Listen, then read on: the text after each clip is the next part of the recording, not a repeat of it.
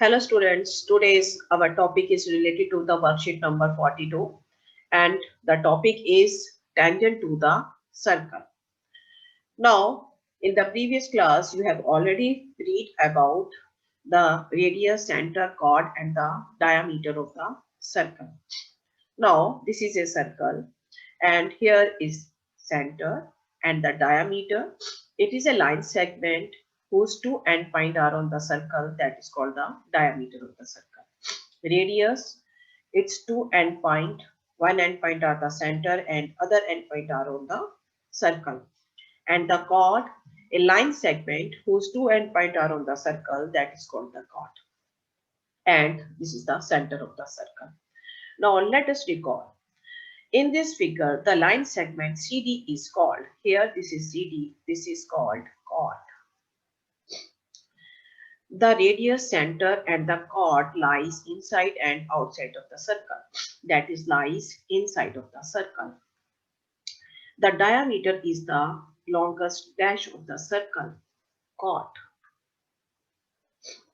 Now, in this figure number 1, this is figure number 1. The figure, the line segment lies inside of the circle, touches it at the 2 point passing through the center is called diameter of the circle.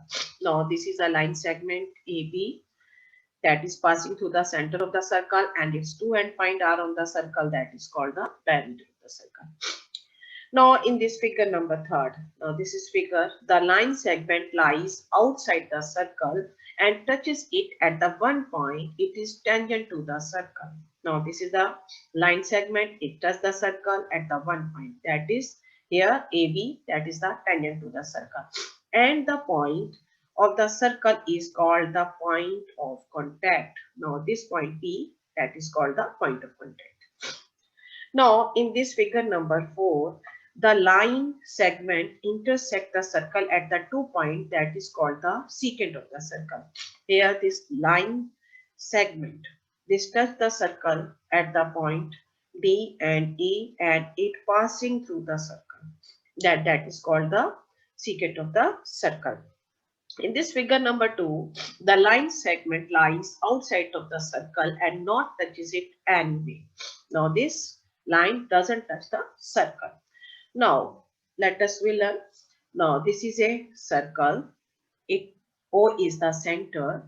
Here CD, this is the line segment which passing through the circle. This is the secant and AB, that is the tangent to the circle which touch the circle at point P. And this point P, that is called the point of contact. Now the next question is how the chord of the circle and secant of the circle are different. Now you observe that here you have observed the three circles. Here this is chord, this is also chord and this is also chord. And the next you have to look at here this figure. This is secant, it passing through the circle and cut the circle at the 2 point. This is also secant, this is secant. Now, comparison of the chord, secant and the tangent to the circle.